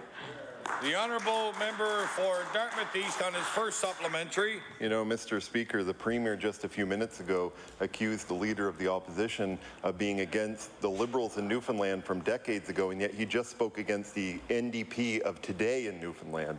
So, you know, Mr. Speaker, I'm sure they'll be happy to know that. Mr. Speaker, the fact is that First Nations have concerns, and the jurisdiction that is responsible for First Nations in this country is every single Canadian, not just people in Newfoundland, not just people in Nova Scotia. Mr. Speaker, First Nations communities in Newfoundland and Labrador have raised concerns about a deal that this Premier is a partner to. They're concerned about wildlife impacts, they're concerned about areas where their land claims are, they're concerned about the potential health effects with mercury contamination. So, Mr. Speaker, why does the Minister responsible for Aboriginal Affairs not believe the project proposal should first address this very important concern from First Nations? Honourable the Premier. Mr. Speaker, there is a minister responsible for Aboriginal Affairs in Newfoundland and Labrador. I'm sure that they're dealing with that. I know and certainly saw the agreements that were put in place already with respect to many of these concerns. My expectation is that they will continue to deal with them. The simple fact of the matter is that the Muskrat Falls project is not only good for Nova Scotia, it's good for Newfoundland and Labrador. It will be good for New Brunswick. And it will mean, for the first time in our history, we will become part of a competitive energy environment that will allow us to actually negotiate for better power rates to be able to take from more sources. Unlike the Liberal Party that would have preferred to see us isolated and alone on the East Coast. The honourable member for Dartmouth East on his final supplementary. Mr. Speaker, the Muskrat Falls project may have been good for a lot of those partners if it had been a good deal, but it isn't. The only organization that this project is best for is Emira, and all you have to do is listen to the analysts last week who are salivating over the profits Emira will get from this project. You know, Mr. Speaker, you know, the Premier stood in this House last session, and I think he was saying this again, saying, well, there are agreements in place. There are agreements in place with the Innu Nation. There are not agreements in place with the Inuit Nation. There are not agreements in place with the Métis Nations, and both of those have raised concern. The Premier is the minister responsible for Aboriginal affairs, and it's a simple question. Does he as minister believe that the rights of First Nations are less important than moving ahead on the Muskrat Falls project before he even knows the cost? Honourable the Premier. Mr. Speaker, what we know is that this project is about building a nation. It is about increasing the strength of our region. It is about allowing Newfoundland and Labradorians and Nova Scotians and New Brunswickers to have access for the first time in their history to a competitive energy market, one that's going to strengthen our business community, that's going to provide stable rates to families in this province. That is what we are for, Mr. Speaker. It is only from the opposition that we hear what they are against. The honourable member for Argyll. Thank you very much, Mr. Speaker. My question is to the Minister of Economic Development. RBC's Provincial Outlook report for Nova Scotia in September of 2012 is entitled Economy in Waiting Mode.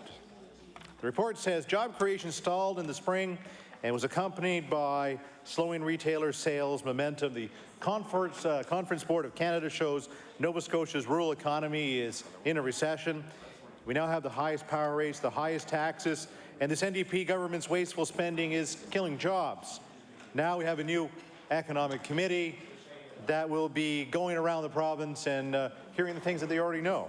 A very expensive exercise to tell Nova Scotia, I'm not making it up, I'll table the document if he wants to see it.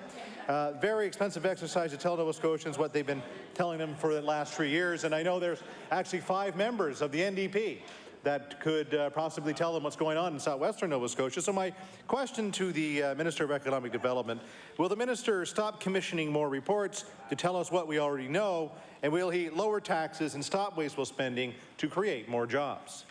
The Honourable Minister of Economic and Rural Development and Tourism. Thank you, Mr. Speaker. Mr. Speaker, under the Jobs Here strategy, we've created some good opportunities for Nova Scotians. What we are doing now, Mr. Speaker, is we are providing the next step so that Nova Scotians can be in a better position to take full advantage of the potential that lies ahead in our future, Mr. Speaker. And that's what we're doing. The honourable member for Argyll on his first supplementary. Thank you very much, Mr. Speaker. Since Statistics Canada started reporting in 1987, the population of southern Nova Scotia is the lowest that it's ever been. Full-time employment is the lowest it's ever been. The employment rate is the highest it's ever been, and I'll table that document as well.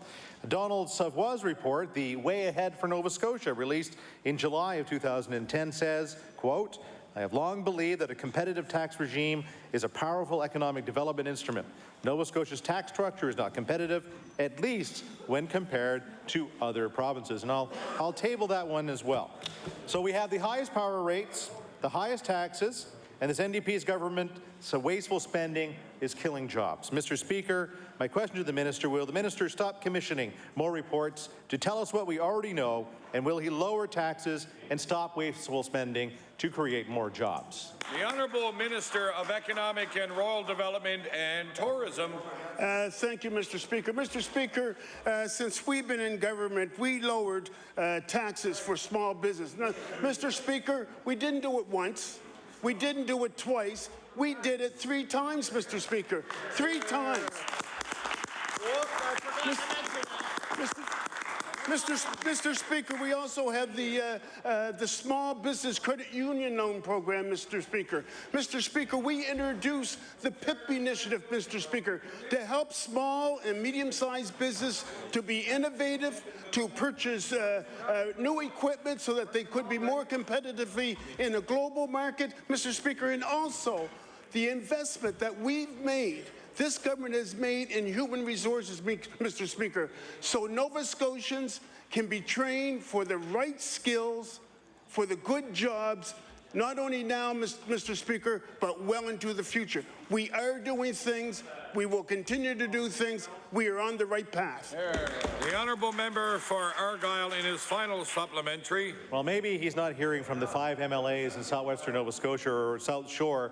According to Stats Canada report, southern Nova Scotia's labour force and unemployment rate is the smallest it's been since 1996. The total number of people employed is the lowest it's been in 24 years. I already tabled that. Donald Savoy's report, which was vaulted by this government when it was first brought out, says, quote, private sector suggests that one should look to province's tax structure to encourage more private sector investments from local businesses and to attract out of province's investments. Mr. Speaker, will the minister stop commissioning more reports to tell us what we already know, and will he lower taxes and stop wasteful spending to finally create more jobs for Southwestern North?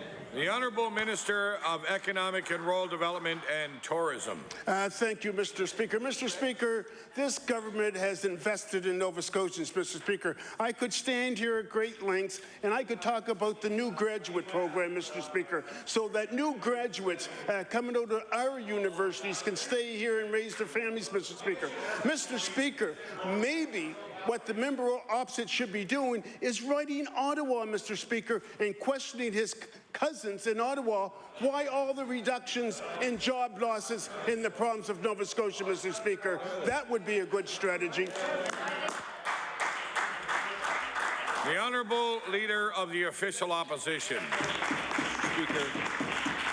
Speaker, nearly 1,000 people have signed a petition calling on this government to call for a public inquiry into the allegations of abuse at the Nova Scotia Home for Coloured Children. Organizations including the board of the Nova Scotia Home for Coloured Children, Avalon Sexual Assault Centre, the African United Baptist Women's Institute Association, the Women's Centres Connect are all calling for government to initiate a public inquiry. The residents and their supporters who came to this House on Tuesday are looking for this government to call a public inquiry, Mr. Speaker. And the only person that can make this a reality is the Premier. So my question is, will the Premier commit today to calling a full public inquiry into the allegations of abuse at the Nova Scotia Home for Coloured Children? Honourable the Premier. Mr. Speaker, I've said before that as much as we are aware of much of the angst that is felt by people who have been associated with the allegations that have been made about the Nova Scotia Home for Coloured Children, the simple fact of the matter is that the response has to be an appropriate one. And as, in fact, the board and many others have pointed out, that the things that cannot be affected by this are things like the criminal investigation, the disposition of the civil cases that are being certified and that are underway. Mr. Speaker, we are looking for what we consider to be the most appropriate response. Mr. Speaker, in answer to the question, as I said, this has been said over and over again by many of the groups as they have come forward. In fact, it's contained in the press releases that come forward from, for example, the home themselves. So we're very respectful of all that. We do want to ensure that the response is appropriate. We know the position of the Home for Coloured Children in the broader Black community in Nova Scotia, and it's important. The people from that community who have been associated with it over the years. The Honourable Leader of the Official Opposition on his first supplementary. Speaker, the Premier knows full well that a public inquiry can happen at the same time that the criminal investigation is going on and that civil suits are before the courts, Mr. Speaker. Every lawyer that he's speaking to would tell him that. And as a matter of fact, Mr. Speaker, it has happened in this province before. Mr. Speaker, an online petition calling for a public inquiry into the abuse at the Nova Scotia Home for Coloured Children has already gathered nearly 650 signatures, Mr. Speaker, on top of the over 1,000 that were presented into this House, Mr. Speaker.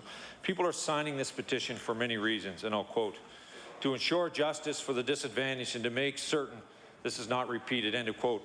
Mr. Speaker, another quote is, to show these people that someone cares. Another quote is, the truth needs to be told. That is the only way healing from this abuse can begin, Mr. Speaker. Mr. Speaker, this is about an opportunity to learn truth, seek justice, and to begin the healing. So my question to the Premier, why is the government refusing to call a full public inquiry into the allegations of the Nova Scotia Home for Coloured Children and allow the healing to begin? Honourable the Premier. Mr. Speaker, I agree with the concept of being able to heal a community and to be able to heal a group of people. Unfortunately, the record of public inquiries is that they don't do that. In fact, what they do is they drive wedges through communities. They create even deeper divisions. They are not mechanisms that seek justice. They don't make findings of guilt or for that matter, do they in any way establish a framework for reaching what people really want, which is some way to heal the hurt that they feel. So in that regard, Mr. Speaker, what we need is an appropriate response. We are looking at what that is. We are very cognizant, and the Leader of the Opposition is wrong when he says that this is simply a matter that can go on during criminal proceedings, and that is a wrong analysis. And it is there are real impacts that take place as a result of these inquiries. They're not to be dismissed or diminished. They are not to be ignored. In fact, that is the job of government, to ensure that we protect the actual functioning of justice in the province. It takes place in the criminal courts, it takes place in our civil courts, and to balance the needs of society. That's what we are doing. The Honourable Leader of the Official Opposition on his final supplementary. Mr. Speaker, on Tuesday, Mr. Speaker, these galleries and Mr. Speaker, this house was filled with victims, Mr. Speaker, of the Nova Scotia Home for Coloured Children, Mr. Speaker. They know full well. They have legal representation, Mr. Speaker. The Premier knows full well. In the legal profession in this province is telling him, Mr. Speaker, that this inquiry can happen at the same time. The criminal investigation is going on, Mr. Speaker, and the civil suit's going on. It's not me, Mr. Speaker. It's not me, Mr. Speaker. It's the justice system, Mr. Speaker. There are lawyers across this city that are telling me, and Mr. Speaker, in fact, it has already happened in this province, Mr. Speaker, at other times in our history, Mr. Speaker, where we've had criminal and civil cases before the courts when there's been a public inquiry taking place, Mr. Speaker. Mr. Speaker, and I agree with the Premier. It is not, we should not be dismissed, Mr. Speaker, but Mr. Speaker, we should not also dismiss what has happened in this House this week. Many of these victims, as children, were looking for somebody to listen to, Mr. Speaker, and now as adults, still nobody is listening to them, Mr. Speaker. In a letter sent to the Premier on November 28th by the Women's Centre Connect coordinator, Jean Fay, she writes, and I quote, "An inquiry may be the only form of justice any of the former residents get to begin the healing process. An inquiry will honor the resilience and bravery in speaking publicly," end of quote. Mr. Speaker, the victims of abuse at the Nova Scotia Home for Coloured Children did not have a voice as children, but this government can give them a voice now by calling a public inquiry. So my question to the Premier, will the Premier commit today to calling a full inquiry into the allegations of institutional abuse at the Nova Scotia Home for Coloured Children? Honourable the Premier. Once again, Mr. Speaker, the Leader of the Opposition is simply wrong about public inquiries, their impacts on criminal proceedings and on civil proceedings. And yes, people say they can. They don't address the question of whether or not they should, which of course is a different question altogether. Mr. Speaker, the members on this side know well the position that the Nova Scotia Home for Coloured Children has had in that community over decades. They know the work of the people who have been associated with it, its importance, in fact, as an institutional symbol. We have great compassion with those people who are making the allegations that they have made.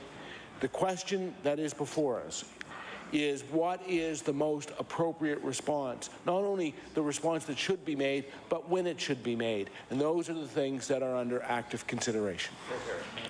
The Honourable Leader of the Progressive Conservative Party.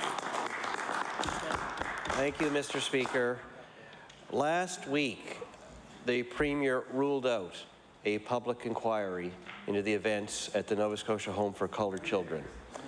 This week, the Deputy Premier said, and I quote from Hansard, that the government is weighing whether or not to have a public inquiry.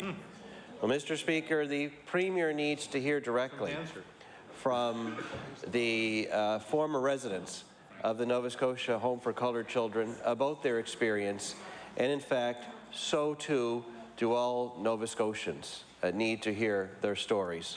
I will ask the Premier, will he settle this debate now and do the right thing and call a public inquiry into the events at the Nova Scotia Home for Coloured Children?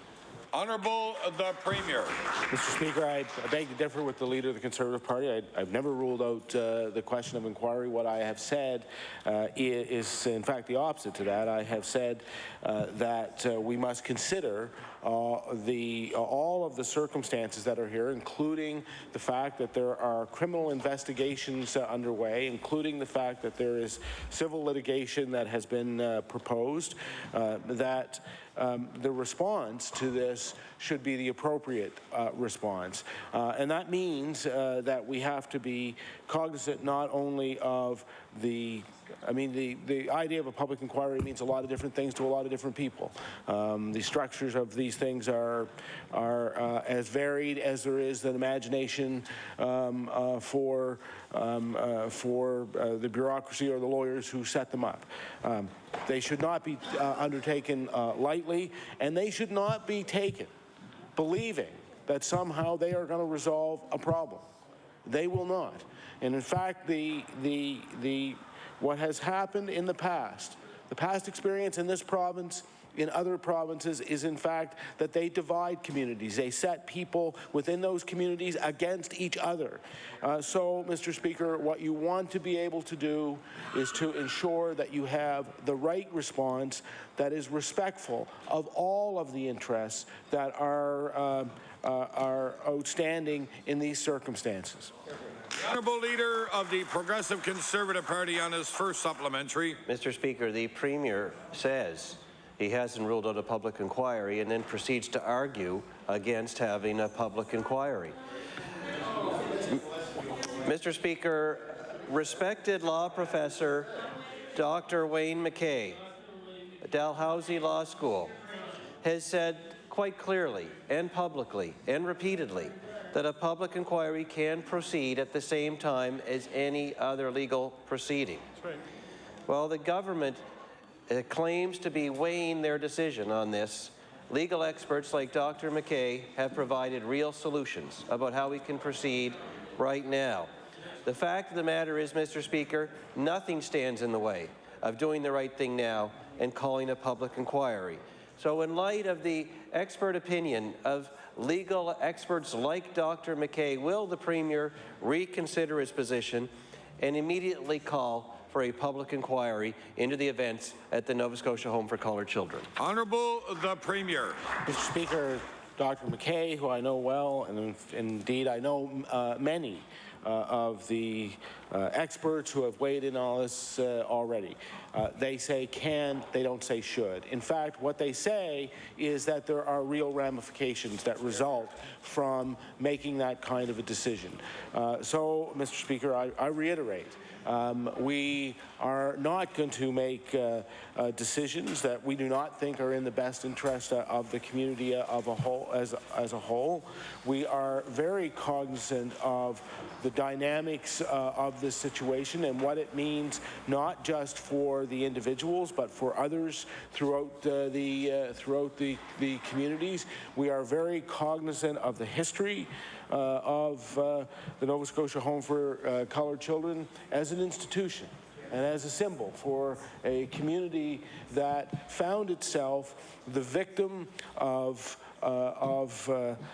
oppression, a victim of racism for many, many years. And we are not going to act in a way that is not going to respond appropriately to the circumstances.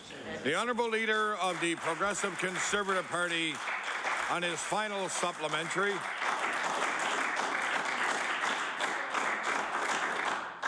Mr. Speaker, I'm glad that the Premier knows Professor Wayne McKay, because I also have spoken to Professor McKay, and I can assure the Premier and all members of this House that he believes the government can and should call for a public inquiry into what happened at the Nova Scotia Home for Coloured Children. Mr. Speaker, a few days ago in this House, the Deputy Premier told all members here and the former residents that were in the gallery that day that the government would come to the right decision sooner or later. Well, Mr. Speaker, if the government truly is weighing whether to call a public inquiry sooner or later, and they agree that it is the right thing to do, why not right now appoint an independent person to set the terms of reference to get the public inquiry underway? Honourable the Premier. Thank you, Mr. Speaker. What we are doing is we are, as I've said before, we are considering all of the circumstances. I have, of course, been taking the advice of many interested parties in this. I am listening to what it is they have to say, whether it's the Earls who are here, as I understand, with the folks on Tuesday, whether it is senior members of the African Nova Scotian community, whether it is party members who are very interested in what the ultimate disposition of this will be. We will act in an appropriate manner in all of the circumstances, including understanding that there are outstanding legal mechanisms currently underway. The honourable member for Richmond.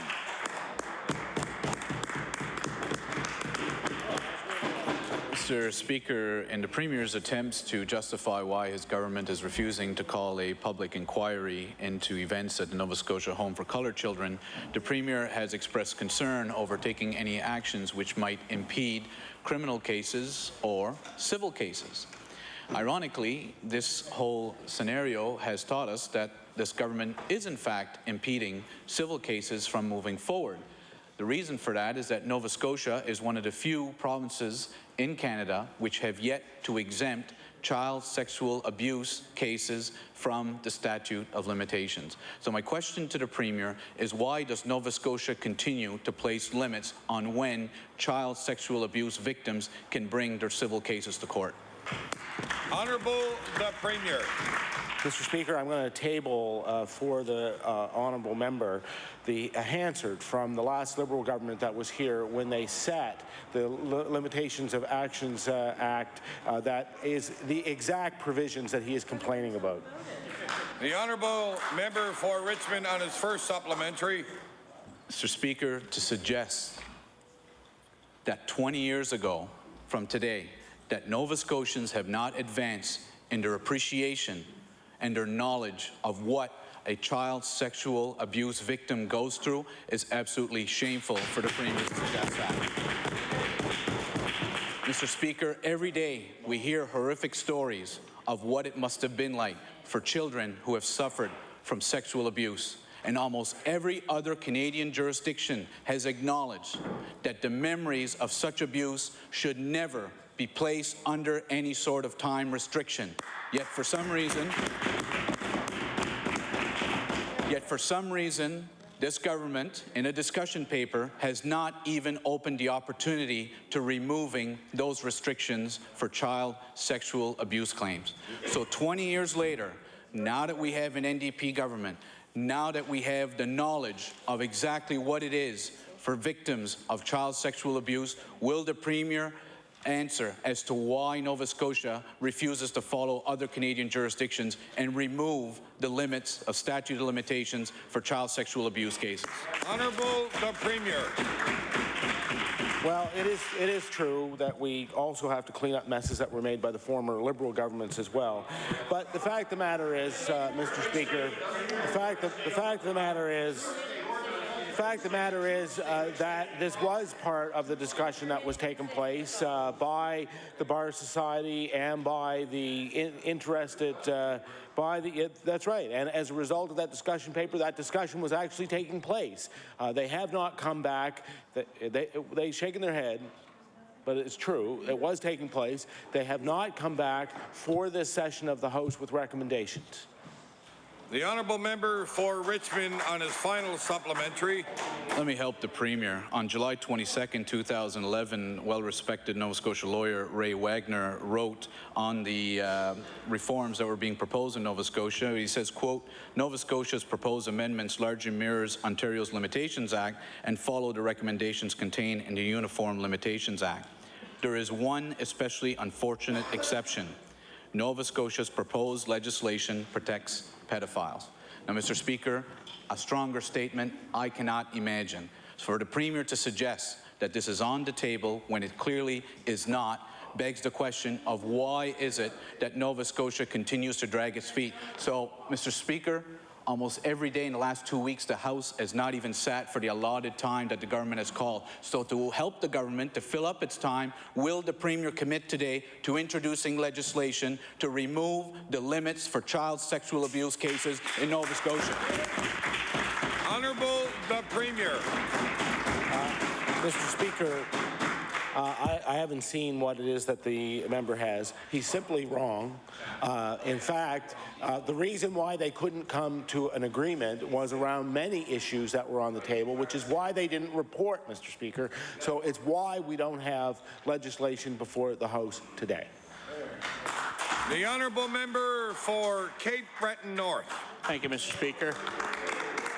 Mr. Speaker, in August 2012, in September 2012, and again in October 2012. CFIB's business barometer for Nova Scotia shows its manufacturing sector, its retail sector, and its construction sector all identify fuel and energy and taxes and regulation are the main cost pressures for their businesses. And I'll table those reports, Mr. Speaker. We don't need to commission another expensive study to tell us what job creators have been telling the NDP for years. So my question to the Minister of Economic Development and Tourism, will the minister stop commissioning more expensive reports to tell us what we already know, and will he lower taxes, stop wasteful spending to create more jobs? The Honourable Minister of Economic and Rural Development and Tourism. Thank you, Mr. Speaker. Mr. Speaker, I've already responded once today, but I don't mind boasting again, is that we lowered taxes 3 successive years, Mr. Speaker, for businesses in Nova Scotia, Mr. Speaker. Mr. Speaker, we put many things in place to assist the entrepreneur in the province of Nova Scotia, Mr. Speaker. Mr. Speaker, we've invested in people, Mr. Speaker. We've invested in businesses. We are building for the future, Mr. Speaker. We are on the right path. We are doing the right things, and we will continue to do those things in the benefit of all Nova Scotians, Mr. Speaker. The honourable member for Cape Breton North on his first supplementary. Mr. Speaker, we have 1,400 user fees new to this since this government, 2% increase in HST, and they're talking about lower taxes. Mr. Speaker, Cape Breton's have the lowest population statistics in Canada since Statistics Canada started reporting. Cape Breton has the lowest number of people employed since 2000, the lowest number of full-time jobs since 2004, and the number of people unemployed is the highest it's been since 1998. The unemployment rate is the highest it's been since 2000. We now have the highest power rates, the highest taxes, and the NDP government's wasteful spending is killing our jobs. So, Mr. Speaker, I'll ask again, will the minister stop commissioning more reports to tell us what we already know, and will he lower taxes, stop wasteful spending to create more jobs? The Honourable Minister of Economic and Rural Development and Tourism. Thank you, Mr. Speaker. Mr. Speaker, while we are creating jobs in the province of Nova Scotia, we got a federal government, their cousins in Ottawa, that are taking jobs away, Mr. Speaker. Mr. Speaker, what about what's going on with Revenue Canada, Mr. Speaker, when they remove jobs out of the Cape Breton area, Mr. Speaker? What about what's going on with Parks Canada, Mr. Speaker, when they do things that are reducing the employment rates right across this entire province, especially at Fortress Louisbourg and Cape Breton, Mr. Speaker? Mr. Speaker, that member over there should be on the telephone and phone his allies in Ottawa and say, stop, stop, stop. The honourable member for Cape Breton North on his final supplementary. Mr. Speaker, the Vice President of Human Resources for Nova Scotia's largest private sector employer, Sobeys, came before Law Amendments Committee last year to oppose the NDP's first contract legislation. He said the legislation amended is totally unnecessary and will do serious damage to Nova Scotia's reputation as an excellent place to work and indeed carry on business. And Mr. Speaker, I'll table that report. We don't need another expensive study to tell us what job creators have been telling the NDP is wrong with our economy. Mr. Speaker, there might be 30 cranes in Halifax. There's not one in Cape Breton. Not one. Will the minister stop commissioning more expensive reports, and will he rip up his first contract arbitration bill that put a chill through our business communities? The Honourable Minister of Economic and Rural Development and Tourism. Thank you, Mr. Speaker. Mr. Speaker, I want to give you a fact, Mr. Speaker, through you to the member opposite, Mr. Speaker. Let's talk about the CFIB. And let's talk about the budget of this government in 2012, the A rating when it came to tax competitiveness that we received from CFIB. That's the fact. From CFIB, Mr. Speaker. Those are the facts, Mr. Speaker. Look, this is, do you know what? And Mr. Speaker, allnovascotia.com, Mr. Speaker. Valerie Payne, Mr. Speaker. I tabled this once, but by golly, I'm going to table it again.